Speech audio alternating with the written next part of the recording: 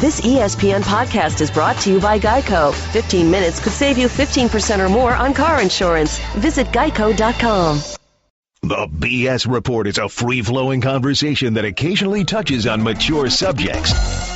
The BS Report. The BS Report with Bill Simmons. Welcome to the BS Report. Taping this on a Tuesday, running it on a Wednesday.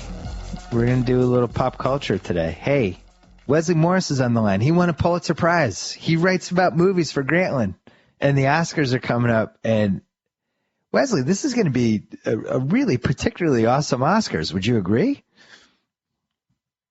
I would. I mean, well, look, I think it'll be interesting for a number of reasons. I think, from the Oscars will be in March.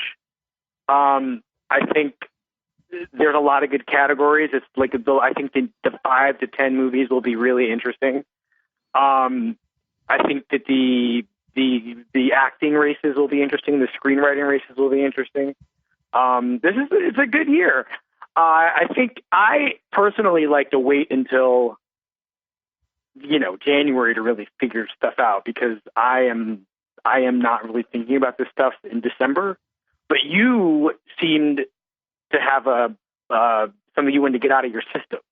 Yeah, but you know how I operate. I always jump the gun. And No, you're good. I mean, this is on people's minds. I just think the Best Actor race has the potential to be an all-timer. And I can't wait to see how it plays out. I have a lot of thoughts, and my idea for this podcast was to just call you and bother you with my various thoughts. So first of all, it's not a bother at all. First of all, I'm really annoyed. My boy Michael B. Jordan, who came on my podcast, who was great in Fruitvale, who everybody agreed was going to get nominated after Fruitvale came out, and now has been bumped out completely and isn't even getting mentioned in these best actor things. Like, what happens? Is it like Mr. Short-Term Memory Guy at SNL? Like, do people just forget? What happens with this process? Well, I mean, there's a number of things to keep in mind. I mean, it's not over, for one thing.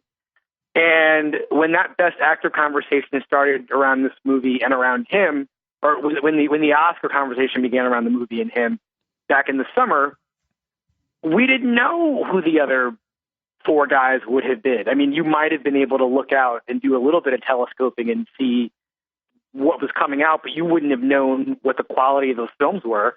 So, I mean, basically, he was in a one-man Best Actor conversation, and the film was basically an early frontrunner, along with maybe the Woody Allen movie for a Best Picture Oscar. But that's the summer. We didn't know Robert Redford would do All Is Lost, or we didn't know that movie would be good or that he'd be good in it. There was no 12 Years a Slave with Chiwetel Ejiofor. He's in that. The problem with this race this year, the Best Actor race, is that there will be about 10 people who are extremely viable candidates. This happens every year, but this year I think is going to be, or many years it happens. This year is going to be the most heartbreaking, perhaps, in a very long time, because you could easily have taken the 5 guys who won't get nominated and have a completely legitimate, exciting Best Actor race. Okay, so here's just for the people at home who don't care, don't know that they care yet, but they're going to care, because I'm going to make you all care about this. I just love this stuff. It's concerning. Here's what we have. This might be the most loaded Best Actor that we've had. We're going to cover, like, historically where this ranks up. But right now we have Robert Redford in All Is Lost, who has never won the Oscar. So now... No. Never won a Best Actor Oscar. Never won a Best Actor Oscar. He won for director, right? He won for Ordinary People? Yes. But never won for Best Actor. Yeah, so I believe he has a humanitarian award as well. But I guarantee he'd want the Best Actor over anything he's won in his life. So he's in the mix. And there's always the career achievement potential with the Oscars, where they just look at the old guy and say, he probably should have won one over the years, so let's give him this one. So there's that. Now you also have Bruce Dern, who has the same career achievement potential and was in Nebraska, which you and Papademos, you both said he was great. I have not seen Nebraska yet. Everybody says he's great in that. He's in the mix.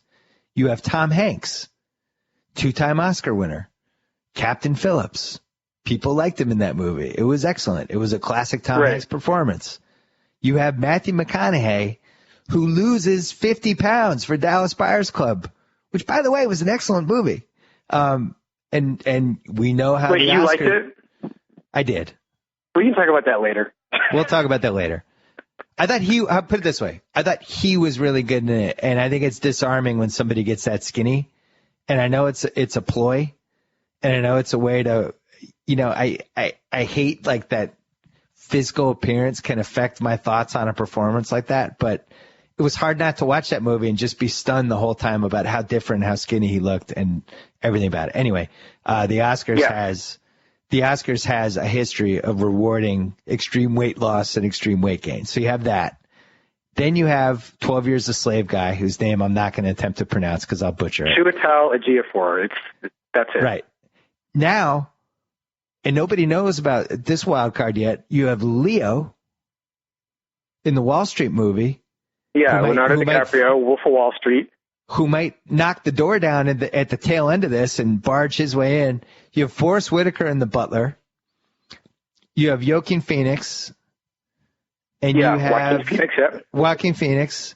That's another name I always mess up. And then Christian Bale. Have you seen American Hustle? I am seeing it in a week exactly. Can't rule out Christian Bale. He put on like 40 pounds for the movie. Who knows with him? We just went double figures. Okay, so I can make this a little bit easier on you right now. Also, there's also Oscar Isaac, who is inside Llewyn Davis, the new Coen Brothers movie. No, I'm crossing him off. Sorry, Oscar. Yeah, it's so you've got maybe 5 legitimate candidates you've got these 10 legitimate candidates. But, I can cross some people off the list right now. Anything can happen, but I think it's fairly safe to say Forrest Whitaker probably not going to get nominated. Good. Because I still think people should still hold the fact that he played a key role in Jean Van Claude's Bloodsport. I don't feel like you should win the Oscar after you've been in a Van Damme movie. But that's just me. I have high standards for the Oscar. Yeah, well, it's too late for that because he has one. But I know. Maybe they will be holding that against him. But the fact of the matter is that that's just not as good a performance as a lot of these other performances. Good, so let's do it this way. Let's do the 4 guys who are definitely getting that. Oh, I like it. Let's work backwards. Okay. Yeah, McConaughey. Okay. Chiwetel Ejiofor.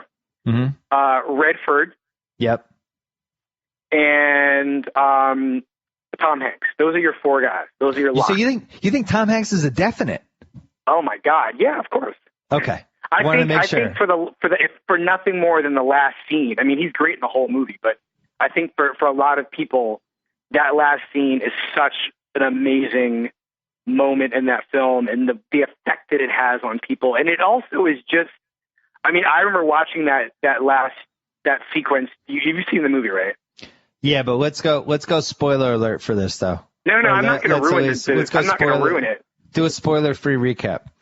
Right. But I won't ruin it. But it's just something that happens to him. Just the effect that moment has on an audience is just really powerful. And whatever. He's the 4th guy. He's your lock. Your 4th lock. And so this 5th spot is really a dogfight between 6 other people. Really, if we're crossing Whitaker off the list, like maybe 5. And there's a case to be made for each of these people. I have not seen The Wolf of Wall Street. Bradley Cooper, Christian Bale, probably not a factor. I Plus think there's a way in which, he's won the supporting actor Oscar for the fighter. And I think I don't know. I just think that between Bruce Dern, which I think a lot of people will have, I think the thing that hurts Bruce Dern is a lot of people won't think it's a great piece of acting.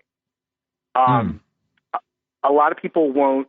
They'll watch his performance and think it's extremely interior, and that he's not bringing any sort of emotional gravity to this part. He's just sitting around in a fog, even though he is playing a guy who has dementia.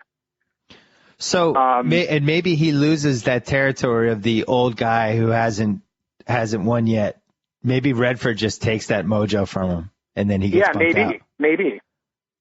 I don't trust the Academy, but hold on though. I don't trust the Academy with anyone over 70. I think they throw out all logic with all the performances when the guy's over 70. Because half of the people voting for this are over 70.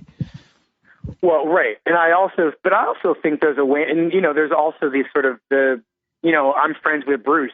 Bruce Dern's been over to my house, and he's, I did Bruce Dern's costume in Coming Home. That that sort of thing. Right. So I mean, he's a sort of a Hollywood, not an institution the way Redford is, but I mean, he's definitely someone who is a major player in Hollywood's second golden age in the 1970s. Yep. And so you've got him, you've got Bruce Dern, you've got Oscar Isaac, who I think if the Academy goes for Llewyn Davis, it might be hard for the actors branch. He's so good in that movie, and he's so charismatic, and that's a part that would have been a real cipher, and with another actor, you wouldn't have really known what was going on in his head or how he was feeling. And I think that there's a real possibility that the actors branch of the Academy could nominate him. Michael B. Jordan, I think it really, I mean, I don't know. Like I said, I haven't seen The Wolf of Wall Street. I think DiCaprio should have been in the conversation anyway for The Great Gatsby, a movie I don't like that much, but he is fantastic in. Yeah, I agree. He should definitely be he should have been in the conversation anyway. But I mean, I think that there are just so many people this year that works against him. We left out Vin Diesel in Fast 6. Especially because of the emotion after the Paul Walker tragedy. Like, you could see Vin sneak in. The voters could feel bad. Who knows? I mean, he probably deserves to get nominated anyway, but it'll help Gandolfini. It'll help Gandolfini win or get nominated for Best Supporting Actor for Enough Said. Oh, yeah, I was going to ask about that. So he gets Best Supporting. Mm-hmm. Okay. I mean, I'm torn about which category he belongs in. And I also think that's something that's going to hurt Bruce Dern, too. I think there are going to be people who feel like it actually is Will Forte's movie. He plays the son who drives Bruce Dern's character across from Montana to Nebraska in the film. I think that's always weird when you have the two guys both eligible for Best Actor. Because we were talking about that. With Rain Man, I feel like you could easily talk me into Dustin Hoffman being supporting actor in that. And Cruise being the Best Actor. Yeah, I think this is something I would love to see our Oscar guru, Mark Harris, write about, because the way that it's been politicized is so infuriating to me, because every year you have two guys or two women who are both leads, and one of them, the studio campaigns one of them in the supporting category, which is just ludicrous. This year, the victim of that is going to be Julia Roberts in August, Osage County, which is an insane movie. But she and Meryl Streep both have legitimate chances at being nominated, but they're demoting Julia Roberts to the supporting actress category to get out of Streep's way.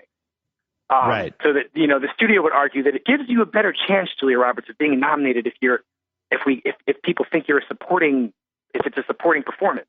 But the truth is, if you watch the movie, there are lots of other women in that movie who are clearly featured actors and not the lead, which Julia Roberts and Meryl Streep are inarguably. Here's the flip side of that. The flip side of that was Anthony Hopkins in Silence of the Lambs. If that wasn't a supporting part, then I don't know what the F is a supporting part. I think he's in the movie for 18 minutes total. But don't you think, and this is an argument that I would make about The Master, even though just doing the math, Joaquin Phoenix and Philip Seymour Hoffman have almost have not terribly unequal screen time. I think that in Silence of the Lambs, Anthony Hopkins he makes such an impression in that movie. It's still a supporting part. He's in it for 18 minutes. Takes over the movie. I know. That never bothered me, though. I got to be honest. It never bothered me. I was young when that movie came out, so I wasn't thinking in terms of the Oscars. But having seen it since, I don't know. I feel like that's a good call. That's a tough call. When it goes the opposite direction that way, which rarely happens, it's fascinating because it really speaks to you knew he was going to win when he got the nomination in the lead actor category, because that meant that he had made such an impression on people. And at that point, that movie came out in the winter, and it had all year to gestate and become this cultural phenomenon. And that performance for that performance to become this cultural phenomenon. And I think by the time it was time to vote a year later for Best Actor, I mean, it just became, it was really clear that, it was him. He was the Best Actor. What about Denzel for Two Guns? Would you say Best Actor or Best Supporting? I'm not talking about the Oscars. I'm talking about the Razzies. That's not a rat. Did you see that? It was... It's not the best movie, but Denzel, you have a legacy to protect here. You've made more than enough money. You can't make Two Guns. You don't enter the De Niro phase of your career yet, where you're just making crap. Come on. I really did not mind that movie. It's crappy, but it's also not terribly stupid either. I liked watching them together, and I like Denzel when he really doesn't want to win anything. That's when I think he's at his best. Well, that's been most of the time for the last 10 years. We were talking about this in the office yesterday. So, all right, since Inside Man in 06, so Manchurian Candidate 04, Inside Man 06, Deja Vu. He was great in Inside Man. He was great in Inside Man. I'm giving him Inside Man. Deja Vu. Come on. No. Yeah, no. I mean, but listen. American Gangster. Great Debaters, Taking a Pelham 1, 2, 3, Book of Eli, Unstoppable, Safe House, Flight, and Two Guns. Flight is the only one that mattered out of all of those movies from Inside Man. Yeah, but most of them were hits.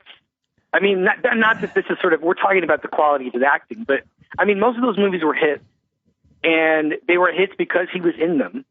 And he has something that when he isn't trying to give, burn the house down, he is like Safe House is a stupid movie. But the command of himself and eventually over the movie that he has is, it's just nice to watch. I thought Safe House sucked. It does suck. It is an irredeemably bad movie, but it'd be so much worse if he weren't in it. Not a fan of that. I don't think American Gangster has aged well. I think we all wanted that movie to be so bad. That was bad when it came out, and he is bad in that. We wanted it to be so good when the previews. Remember how excited everyone was in 07 for American Gangster, and now I think we've all come to grips. Yeah, we've all come to grips with what a disappointment that was. We got to go back to the Oscars for a second. Sure. Phoenix, can we cross off? You can probably cross off Joaquin Phoenix. I mean, it just is. I mean, I think the Academy really wants to like him. They've nominated him 3 other times. I think that in this particular case, it's just like I said, there are just too many other guys. And I think that this year, with a movie like Her, which is the Spike Jonze movie about him falling in love with his operating system on his new cell phone's operating system. I just think that the movie will, if people go for it, what they're going for is the vision, the Spike Jonze's vision. And as good as Joaquin Phoenix is in the movie, he's not going for the thing that he went for in The Master, or the thing that he went for is Johnny Cash and Walk the Line, or even Gladiator.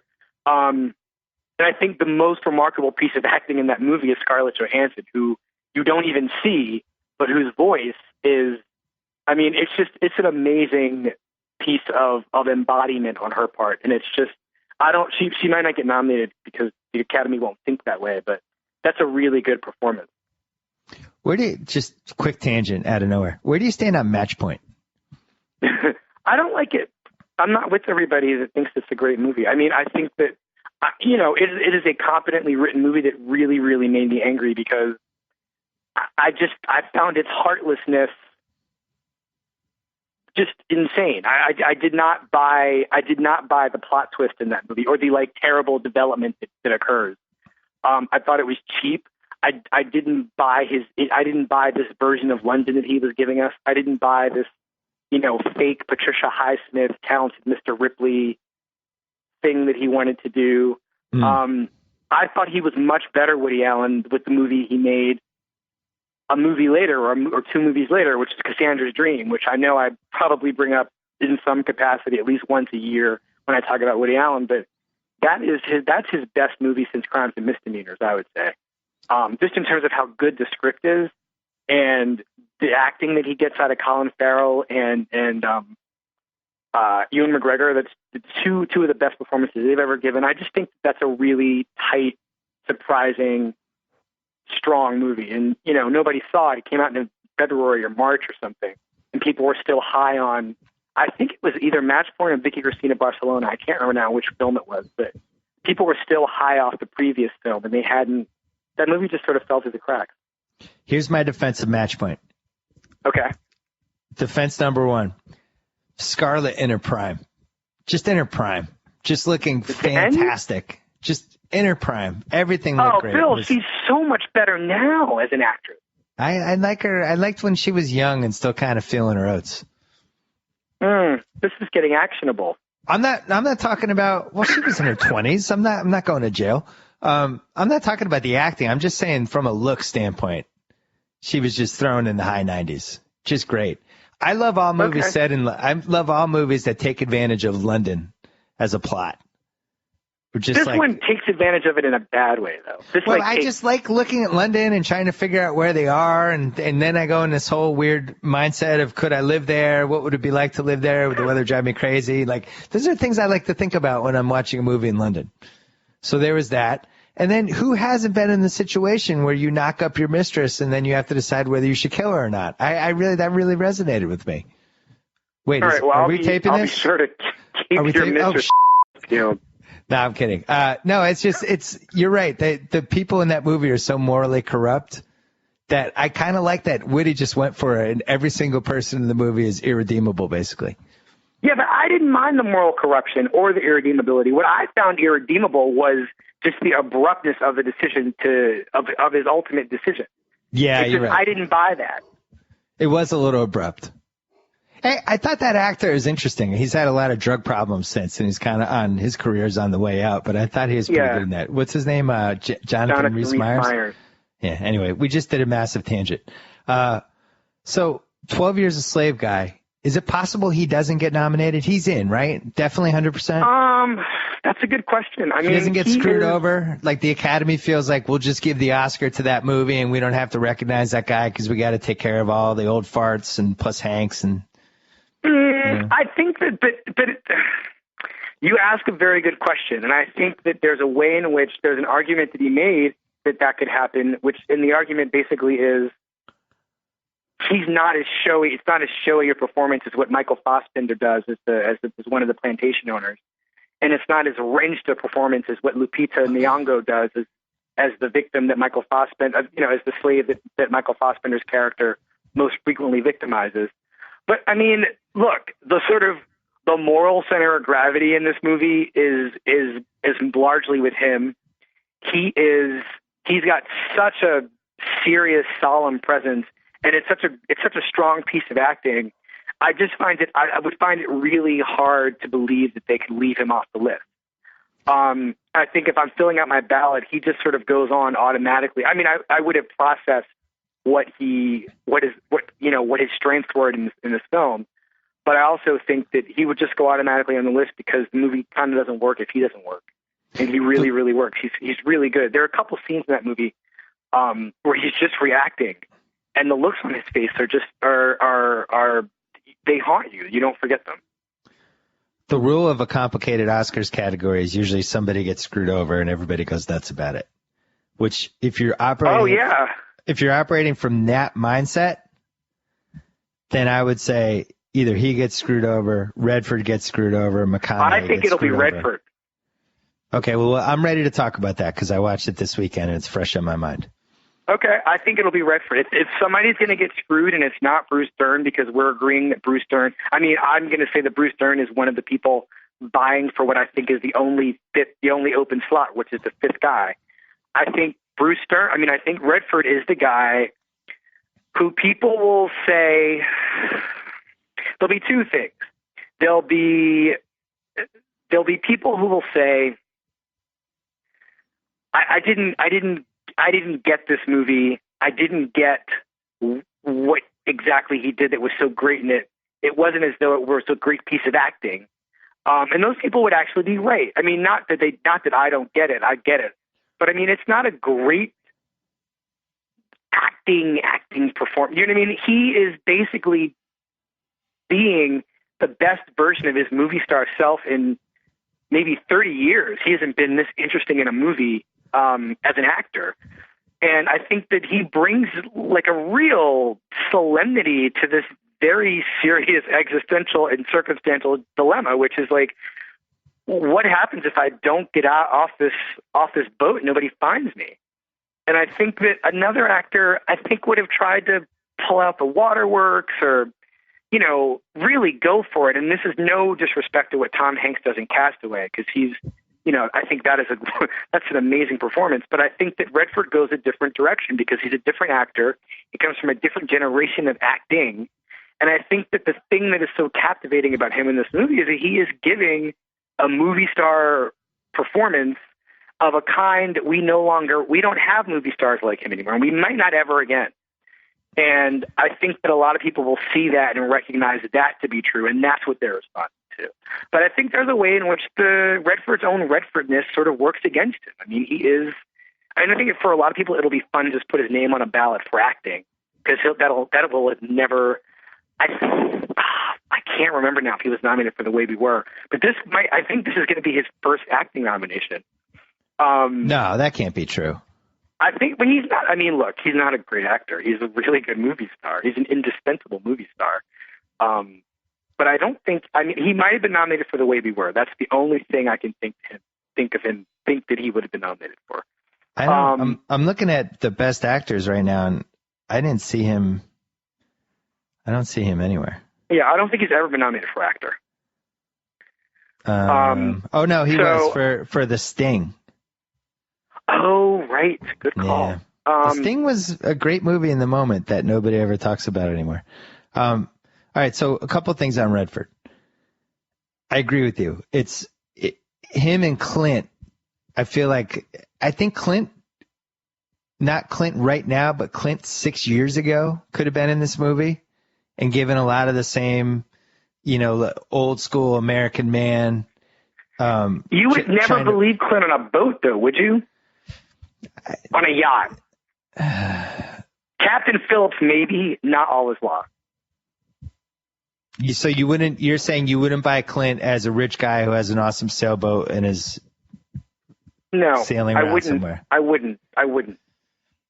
And that's the other thing about why this is such a perfect performance for him, too, or such a perfect role, because it seems so Redford, and like this other side of Redford, this Gatsby version of him. Yeah, to me, it's more. I both liked and didn't like the movie. I don't. Mm-hmm. I will be amazed if he wins the Best Actor for this, because I can see it both ways. You could say to me, "Oh no, it's the subtleties and all this stuff. That's what made the performance so great, is you can read his face." And then, on the other hand, it's like he didn't say anything the whole movie, and I don't know. Like, are you telling me nobody else could have played this part as well as him? That's the other thing. That's the part I have trouble with. I always judge the Best Actor by, all right, switch this person with any other person on the planet and put them in this part. Could they have done as good of a job? I mean, could other people have matched the Redford performance here? Probably. Like the part that made it so interesting was the history that you have with Redford and that I have with Redford, and that anybody who's followed this guy over the last 40, 50 years, it was kind of like we hadn't thought about him in a while. And now he's in this movie, and it's like, oh, there's Robert Redford. Boy, I've had some good times with Robert Redford over there. Oh, it's good to see him. It's good to see him nervous again. It reminds me of when he was in the garage with Deep Throat, or it reminds me of Jeremiah Johnson right after they killed his girlfriend. You know, and that kind of baggage was what made it a good performance. I don't know if that means it was a good performance. This is exactly what people who are writing these names down on the ballots, or, you know, sitting in front of their computers, because, you know, we're hoping we've been talking a lot about like how healthcare.gov isn't working, but man, the Academy's register online site. Yeah.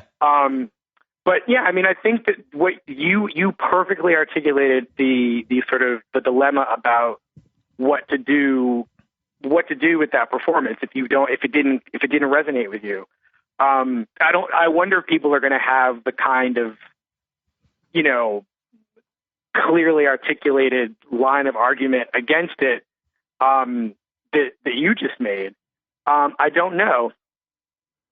And the other thing, when was the last time Redford was great in a movie? That's another part that plays into this. It's been so long that I almost feel like that is part of this.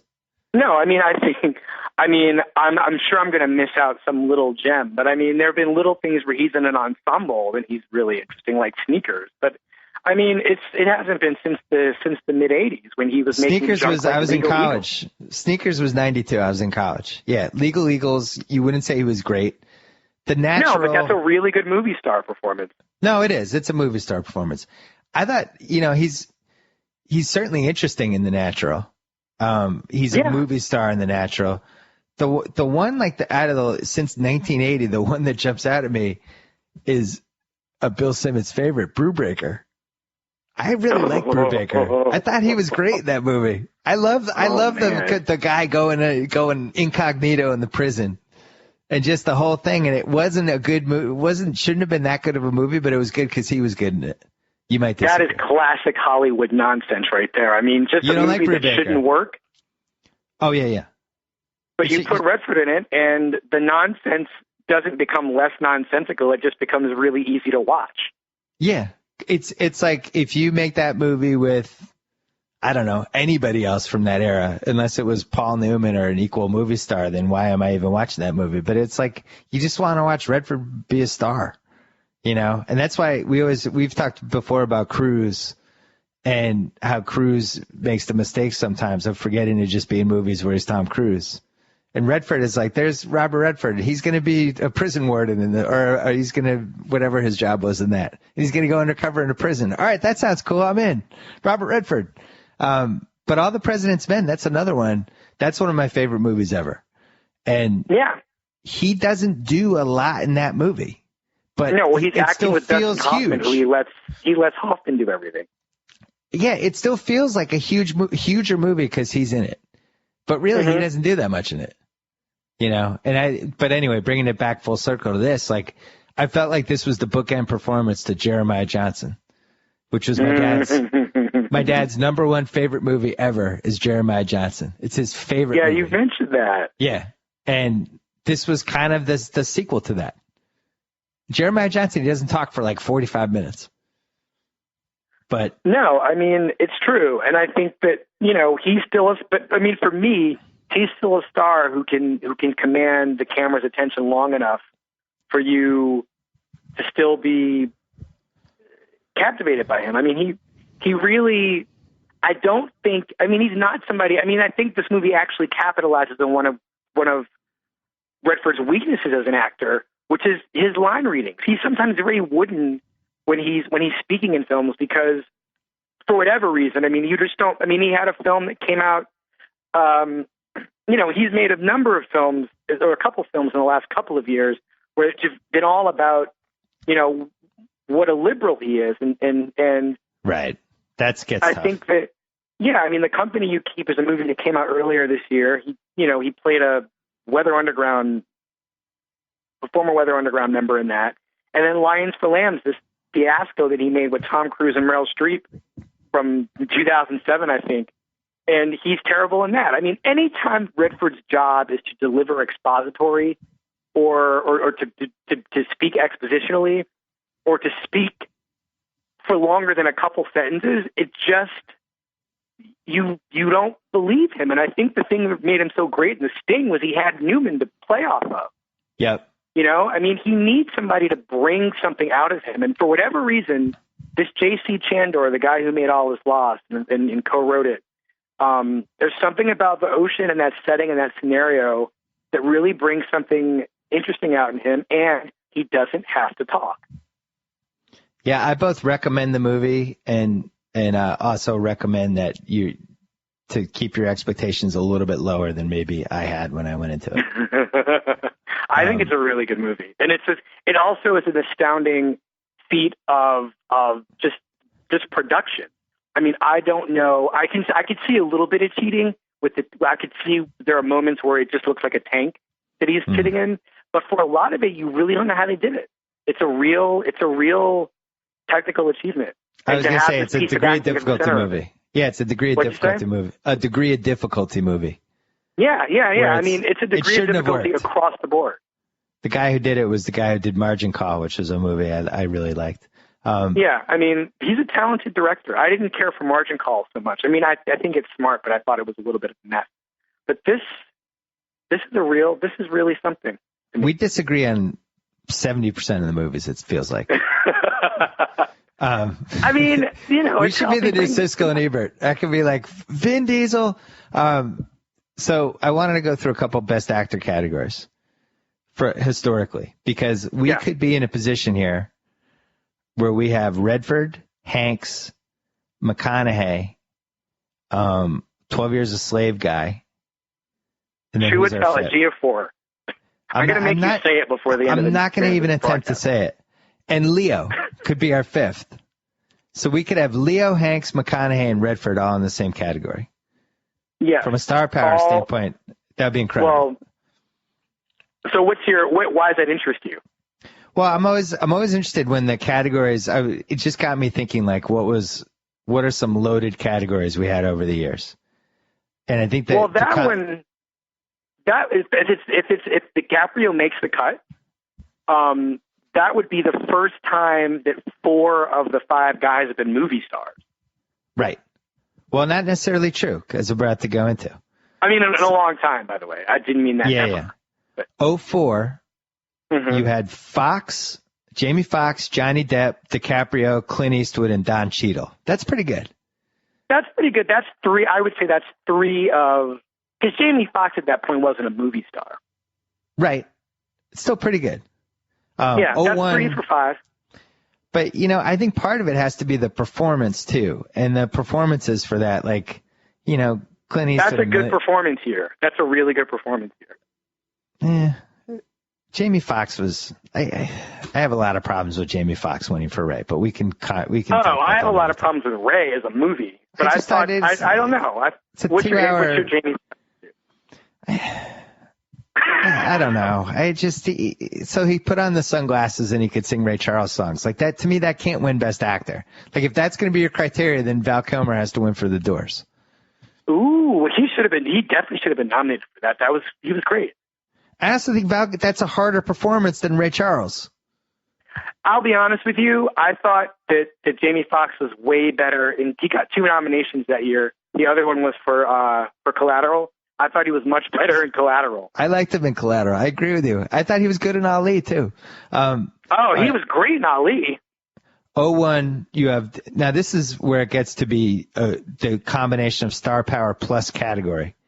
Denzel in Training Day. Russell Crowe in Beautiful Mind. Will Smith and Ali, probably the best Will Smith we're going to get the last 20 years, just from. Oh, you could do. I mean, Pursuit of Happiness. Oh, I forgot about that one. All right, second best Will Smith. And then Sean Penn and I Am Sam, which I wasn't crazy about that movie. And then Tom Wilkinson was the random 5th in the bedroom. He drags that down. But you'd have to go all the way back. After that, you'd have to go all the way back to 1982. This gets interesting. Ben Kingsley won. That's the Gandhi year, right? Ben Kingsley wins for Gandhi. The other 4 were Dustin Hoffman, Tootsie, Paul Newman in The Verdict, Peter O'Toole, My Favorite Year, and Jack Lemmon in Missing. That is a loaded category. I mean, I'm not looking at a list right now, but that might be the most. I mean, maybe there's something in the 70s where you've got 5 guys. Oh, I have more for you. Great. That's our best until this year. That's our best of the last 31 years because it still makes me mad that Paul Newman didn't win. Can't believe it. I know Penn Kingsley has a lot of Gandhi momentum that year. And he shaved his head, the whole thing. But God damn it, if Paul Newman can't win for The Verdict, I don't want to live in this world. Or Hoffman for Tootsie. Oh yeah. I mean, those are probably. Would you say that was the best Hoffman performance? What would you put over Tootsie?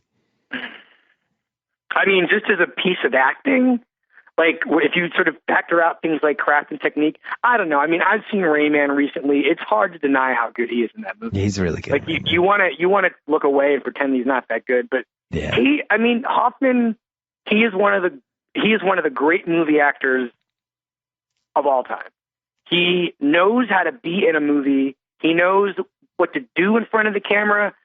I mean, we could do a whole show about how great Dustin Hoffman is. I mean, there is nobody, maybe Richard Dreyfuss, but Richard Dreyfuss got done in by his reputation in a lot of ways.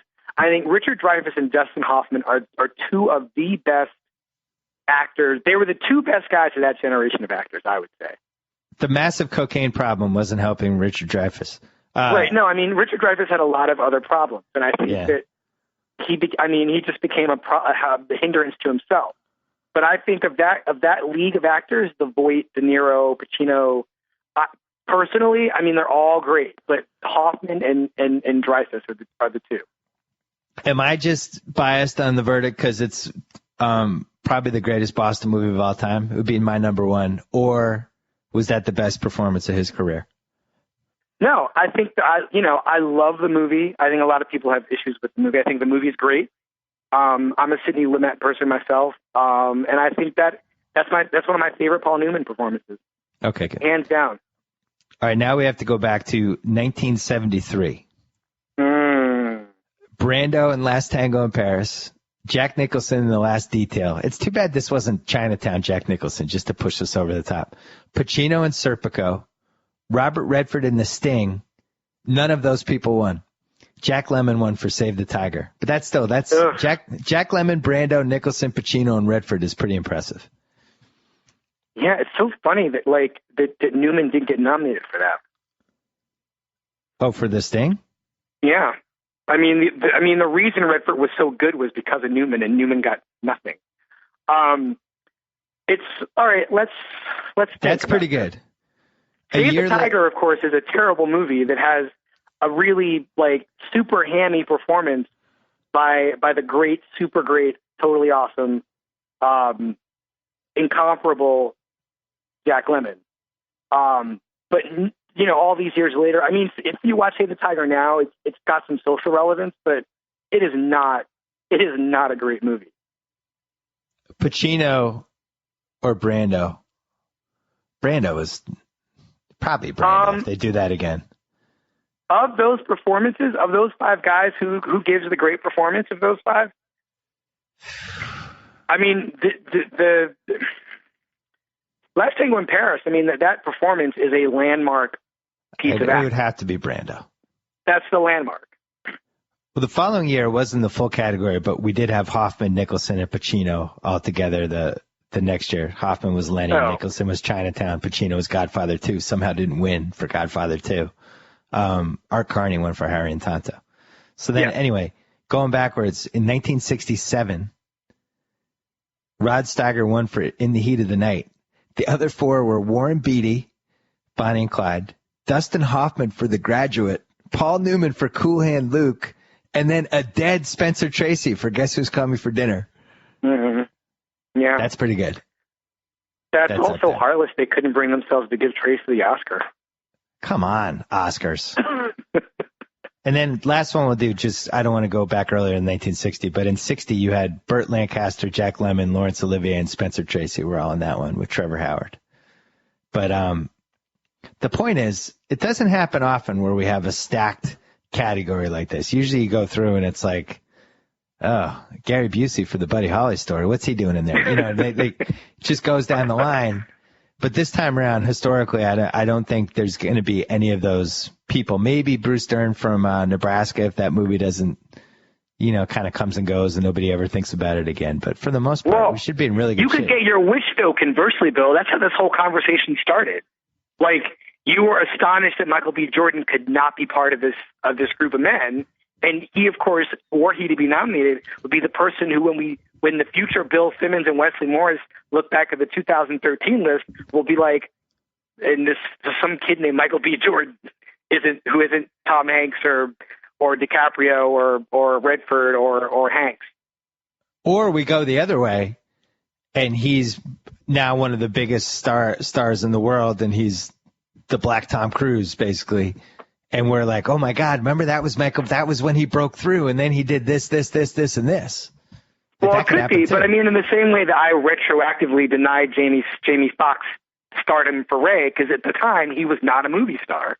Like, you still have to, Jordan is still the spoiler in that group, because, I mean, in 2013, he's a guy who gave a really good performance in a movie, as opposed to a movie star who gave a really good performance in a movie. But I'm hoping your wish comes true. I'm hoping that Michael B. Jordan is one of the five guys. I think he's really, I don't like Fruitvale. I have complicated feelings about Fruitvale. I know, but you liked his performance, though. I like his performance. I think he's really good. I mean, the thing is, I don't know what they're going to do. I honestly don't, because in some ways, it's just, I mean, really, what it's going to come down to is just the numbers. I mean, every year it comes down to numbers. But I mean, I think the numbers will let people like me, and especially people like really smart people like Mark Harris, tell us maybe what it means or what it doesn't mean that, you know, Bruce Dern isn't on the list and, you know, DiCaprio is. I mean, I don't think DiCaprio is going to be the fifth guy. I think it's either going to be Michael B. Jordan or Bruce Dern. I think it's going to be one of those two people. And if it's not, and maybe Redford doesn't make the cut like we talked about. And then it's, you know, maybe it's both those guys and no Robert Redford. What are your hopes for the Leo movie on a scale of 1 to 10? At this point, having seen both trailers, 11. Oh, wow. I just think that Scorsese is in this position, and we're talking about The Wolf of Wall Street, which has been directed by Martin Scorsese. And I just feel like Scorsese is now, he's getting back to a place where he just wants to have fun. He's won the Oscar. He doesn't care about that anymore. I don't think he's listening to people who say that, like, that Oscar doesn't count because it wasn't for a great Scorsese movie. I don't think he cares. Like, he's just gotten it out of his system, and he just wants to have fun. This movie looks like a lot of fun. It looks like if he's working with a really smart script, which I pray to God he is, it could be.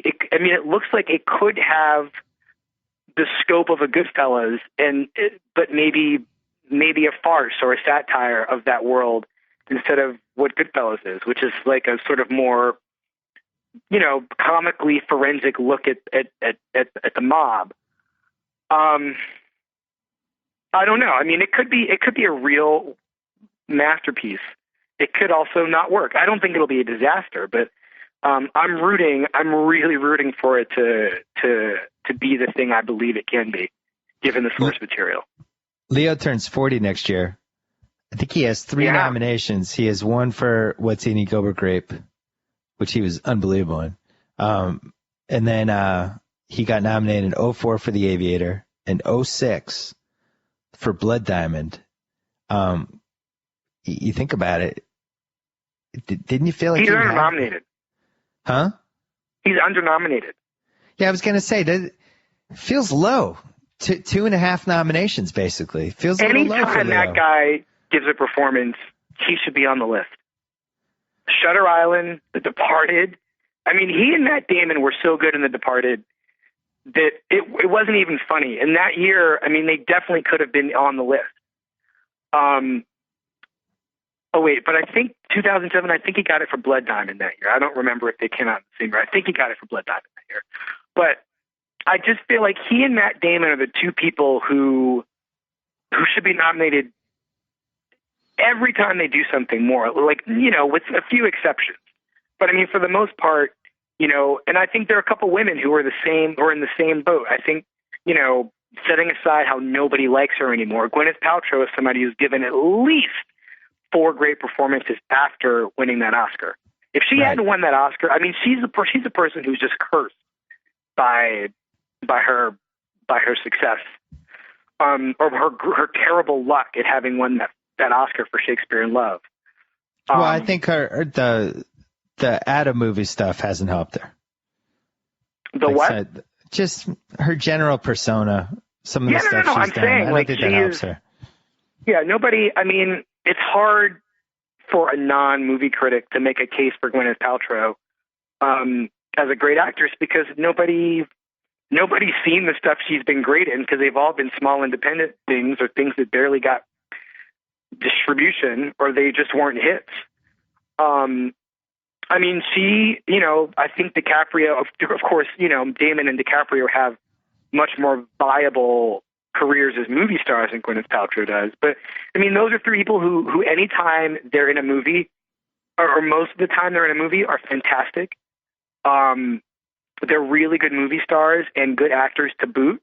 And I don't know. I think people have a hard time with DiCaprio and Damon because they're so young. I mean, they just seem so young to most voters, and you can't be. They're not Daniel Day-Lewis, but they definitely are people who, if they manage to keep working the way they are now for the next 20 years, will be nominated probably more than they currently are. But I don't know. Could Leo have played the Hanks part in Philadelphia? Maybe, but so much of what made that performance so good was Tom Hanks' Tom Hanksness. And DiCaprio's not a movie star in that way. He doesn't bring that kind of. He actually is the thing that's so interesting about him and Matt Damon is they're kind of character actors in some ways because they don't have, Matt Damon is consistently likable, but he's not, there's no through line to these performances in an obvious way, the way there is with Tom Hanks. And I think that with a movie like Philadelphia, the thing that makes it work in a lot of ways, and this is also true of Dallas Buyers Club, is that you go in with a star that you have an investment with. And McConaughey, or a relationship with, I should probably say, that in a relationship that's consistent across movies. And Hanks was definitely, he'd only made big 4 years or 5 years before Philadelphia. I mean, he was still, right. He was the guy from Sleepless in Seattle and big. Could Leo have played the Nick Cage part in Leaving Las Vegas? No. I don't think that he's not interested in that sort of self-destructive. There has to be some sort of historical undergirding for him to take a part like that. He has to be playing a Howard Hughes or a J. Edgar Hoover or something that gives him some sort of, encyclopedic ballast. He has to, there has to be a place in history for him or in time for him. And neither of those performances, Leaving Las Vegas, only a madman could play that kind of part. And I think Leo can play crazy people, but Leonardo DiCaprio himself is not a madman. And I think that's a really important distinction. There's nothing psychopathic about Leonardo DiCaprio, but he is an actor and professional and he can play a psychopath. So you don't think he could have played Denzel in Training Day? No. Well, maybe, but again, he doesn't bring the baggage that Denzel Washington brings to a part like that. And I don't think that DiCaprio is like, I don't know. I haven't spoken to him in a long time, but I don't think that he is an actor who is itching to explode. Because he does. He often blows up in these movies. And he often has a moment of rage or something. But he just isn't that kind of movie star the way Denzel Washington is. Denzel's the kind of guy who can make you spend an hour and 40 minutes with a total psycho and be psyched and thrilled to do it. No, that's a movie star trick. That's not something an actor alone can do necessarily, not in the movies when you have paying audiences and stuff. Audiences were paying to see this guy basically destroy a neighborhood in himself. How about Sean Penn and Mystic River? Yes, but that's that is the part also, he could have played. I think that DiCaprio is sort of more there. I don't think he doesn't have Sean Penn's shamelessness, And, Sean Penn would say that he's not shameless, he's just serving the part. But, the thing about the irony of Sean Penn is that, he's as good an actor as Daniel Day-Lewis, but Daniel Day-Lewis is what I would say is I would call him an egoless, a great egoless actor, where, he just disappears inside parts. He's like Judi Dench that way. Judi Dench is another sort of great egoless actor. She'll do whatever the part requires with zero vanity. And Sean Penn is a great actor who is also incredibly vain. And, it just was such a bizarre thing to watch Milk and see how fit he was. Harvey Milk was not like out of shape, but this Harvey Milk was going to the gym like it was 1987. There's something very sort of, Sean Penn is very aware of himself as an actor. And I think that you were at a point with him where you just never stop noticing his Sean Penn. Leo, I don't know how we get Leo an Oscar, but I think it could have been a part. I think the recipe would be that Sean Penn, Mystic River, maybe the dad whose child is either missing or has been, murdered or whatever, and he gets to do Leo grieving, kind of becoming the normal guy, becoming unhinged. Might be his ticket. That's a good one, but that sounds like a genre picture. He'd have to be so good in that. He'd have to be Denzel in Training Day for that. Well, how about what this? He really needs is an All Is Lost, right? Well, how about this? Now, Hugh Jackman, as we both know, was horrendous in Prisoners. Was really, really, really, I'm glad you agree. He's pretty. He was horrible. Oh no, Hugh Jackman, just go back to making those X-Men movies. Don't try to do this again. Just don't. Host the Oscars and make X-Men movies. Don't. If your idea do musicals. Don't. You can't scream through every scene. You just can't. He was just horrible. Really bad. So, but if you put Leo in that part, that's a much more interesting movie. Yes, it is. It is. But then you have a problem with the balance of the picture. And I wonder how a Jake Gyllenhaal, Leonardo DiCaprio movie works, in which DiCaprio might have I don't know. I would like to see DiCaprio work in an ensemble in a slightly different way, where he's not maybe the focus, he's not the center of the piece. Maybe a St. Elmo's Fire remake, maybe? Maybe. I wouldn't want to see that necessarily, but how dare you? I think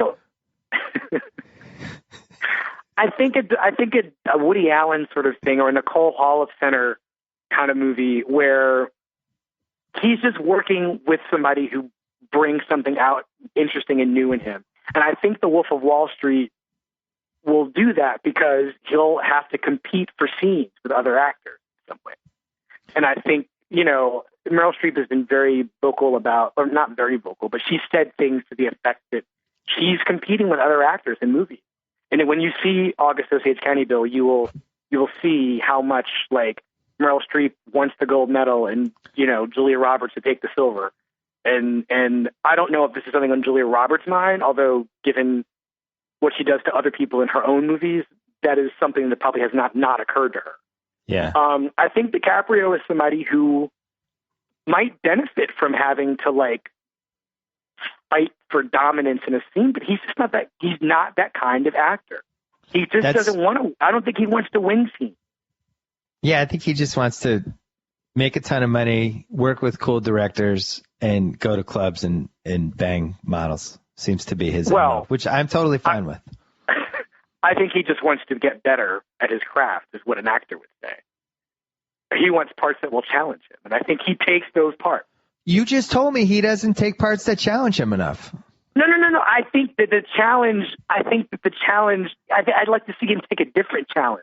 I like to see him take the challenge of being, the third billed person in a large ensemble that isn't, that isn't like a Alejandro Gonzalez Iñárritu movie like Babel or something like. I like to see him do an ensemble comedy. But now he's such a big star. He's so expensive, and he's so high-minded in some ways that he just isn't somebody who has an interest in doing a small movie that may end up at someplace like the Sundance Film Festival. Well, it seems like he wants to challenge himself, but they're all safe challenges. They're not challenges that none of the parts that he's picked, surprised that he picked the part. Would you agree with that? None of the parts that he picks. Every movie that he's been in made sense as a tactical move for his career. But I haven't seen him do a movie where I was like, my God, I can't believe Leo was in that movie. That was really kind of brazen that he did that. No. I haven't seen that from him since in 20 years. You know? Like, if Leo had been the guy in Shame, would he have been the guy in Shame? Ooh, never. Not in a million years. He never would have done that. I wonder. That's a good one, Bill. That's a really good one. I mean, if he could try to steal Fassbender's bacon, you know what I mean? Or like maybe even do something with Fassbender. You know? I would like think an actor Leo would probably force him to compete. Wouldn't Leo say that Django was probably a huge risk for him? Even though it really wasn't. It was a great part. Well, right. The risk was that he wasn't a likable character. Yeah, no, he was great in that. This is the other thing about him is that I think that people, you know, the risk in that was that he was playing a person who wasn't a likable person. And I think, you know, to my point about his being challenged by being in an ensemble, that is the perfect example of what he should probably try to do more of. It didn't hurt him at all. The movie was a huge hit. I don't think he didn't get nominated as people expected him to. And the evil of all the evil in that part was strangely offloaded to Samuel L. Jackson, who was incredible. Yep. Last point, and then he got to have it both ways in that movie. Last point, and then you have to go because you're writing something, and I took too much of your time. You mentioned movie competitiveness and Meryl Streep and Julia Roberts and just that whole thing. This is a subject I've always been fascinated by. When I remember seeing Heat in the theater in Somerville, Massachusetts, the movie theater I always went to because it was right close to where I lived in Charlestown. And I saw it on the Friday when it came out. It was probably one of the 5 most exciting things that happened to me that year, that De Niro and Pacino made a movie that was directed by Michael Mann. Like, I just couldn't believe this was happening. And going to the theater and being there, and I think it was like 2/3 full, even though it was like a 3:00 showing. And they're not in the same scene. They're not in the same scene. Then finally they're in that scene in the diner. Mm-hmm. And it's just, even now when it comes on cable, if I know we're even close to the range of when that scene is going to happen, I'll just stick around until the diner scene. I just love it. Mm-hmm. It's like these two guys who have never really been, they've been in the same movies, but never really shared a scene like that. And it's their one big scene together. And they just kind of go. And it's just funny how they play it. And like at the end, there's like a little half smile on both of their faces. Almost like they both agreed that it was a really good take. I love everything about that scene. You know what I'm talking about? Yeah. So what would you like to see happen? I'm saying, who do you think won?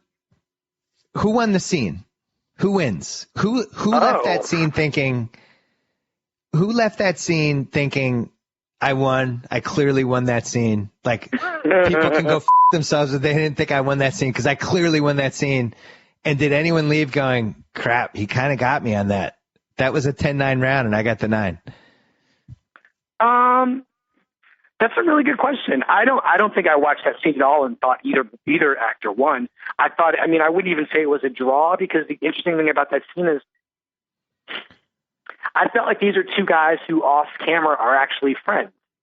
And they weren't, maybe that's the weird thing about the movie is that, you know, so much of what made that moment fascinating for moviegoers is the baggage that we bring to the two of them. Yep. And, you know, they're probably aware of all that stuff, but that's not what they're playing in that scene. Because, at the end of the day, De Niro and Pacino are professional. And despite the crappy choices they've made in the last 20 or so years, the thing that was so exciting about that movie, aside from just how legitimately excellent it is that those two guys were playing the scene they weren't doing what what De Niro is going to do with Stallone in a couple weeks with Grudge Match, which is playing history. Yeah. And the exhilaration of that, the thing that keeps you going back to that scene, is just how well acted it is without it turning into Betty Davis and Joan Crawford. Pacino was right on the borderline of being Scent of the Woman guy in that movie. And, yeah, but he's really good at it. No, he's really good at it. It's probably the last time he was able to rein himself in just enough to, not. Eventually, he became that guy. Like, he has a couple scenes in there. There's one on YouTube that's great. It's just a clip of him going, "Don't waste my motherfucking time." He screams at that. And then there's another one where he's like, "'Cause you got a great and you got your head all the way up it." But so he's kind of lapses into it, but he reins it back. But in that Heat scene, he doesn't do that. He's like very hyper focused. He's in, and De Niro uses a couple. I've watched it a million times. De Niro uses a couple pauses, like almost strategic. There's a couple spots where he just stops talking, and one of them is right when he goes, "Well, there's a flip side to that coin," or whatever he says. But he uses this long, dramatic pause to try to grab the reins from Pacino. It's fascinating. I love that scene. Anyway, we should sit down and do a breakdown of that scene sometime. I mean, that would be fun. We should take a bunch of great actors in movies together to see who won the movie. This could replace Bill and Jalen's NBA preview as the new Grantland Channel series. Bill and Wesley's championship fight breakdown. No, I mean, there's some good ones. There's some really good ones. I'm trying to think what has Meryl Streep ever gone in a movie against anybody who Goldie Hawn in Death Becomes Her? Oh, come on. She kills Goldie Hawn. But I would Goldie Hawn is really good in that. I mean, Meryl Streep wins it, but it's not a blowout. I feel like there's a couple Hoffman Redford moments in All the President's Men, and then Redford just realizes I don't have a chance. Trying to win scenes. Yeah, Hoffman wins all the scenes, and he's smoking, and it's just a more fun character. I mean, Hoffman against anybody: De Niro, Hackman, Sean Connery, and Matthew Broderick. He wants to win. Well, anyone listening out there, if you have any ideas for championship fight acting scene battles, to me, De Niro and Pacino at the point of their careers that they were in, and just how often they had been compared over the last 25 years. The fact that they were both carried The Godfather, Godfather 2, but weren't in the same scene, and the topsy-turviness. I did a whole mailbag once where I tried to break down who was better, and I couldn't even figure it out. But just all culminated with that scene was great. Works. Yeah, it was great. Wesley Morris, as always, a pleasure. What are you writing about this month? This month, every movie opening before Christmas Day, just about every single one. Cool. And you're coming Wolf to of LA. Wall Street, August Osage County, Grudge Match. I'm excited for Grudge Match, and I can't lie. I just can't. I'm excited. I will see it in the 2. theater. Anchorman 2 is going to be great. Yeah, some good ones. All right, we'll see you in LA this week. Thanks as always for your time. Good luck finishing your piece, and we will see what happens with the great Best Actor race of 2014. Oh wait, we didn't do it. Did we come up with a final list, by the way, or should we revisit this one more time? I think we got to revisit it after we see Wolf of Wall Street. All right, yeah. That's the monkey wrench. Because if Leo crushes that movie, then somebody's getting bumped and people are going to be unhappy. Yeah, I think there'll be definitely some sort of reshuffling of the order. If I had to bet, I bet he sneaks in. I think 12 Years a Slave guy's in. Hanks, McConaughey, and Redford. And I think my man Michael B. Jordan gets bumped. Yeah, that seems possible. The old Oscar farts will be like, he's only 27. He'll have plenty of chances. They'll just bump him out. Yep. Anyway. All right. Thank you as always for your time. Target percent off. Whoa. Thank you for downloading the BS Report with Bill Simmons. Too much fun. Check out more podcasts at the iTunes Music Store or at PodCenter at ESPNRadio.com. Peace out.